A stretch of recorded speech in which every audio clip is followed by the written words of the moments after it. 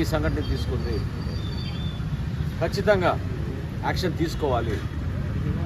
ఎందుకంటే ఓటరే దేవుడు అంటున్నాం మనం. ఆ ఓటర్ అనే దేవుడిని మనం గౌరవించుకోకపోతే, పోలింగ్ బూత్లోనే మీరు చేయి తీసుకుని కొడితే ఏంటి పద్ధతి? అసలు చేసుకోవాల్సిన అవసరం ఎందుకు వచ్చింది? అసలు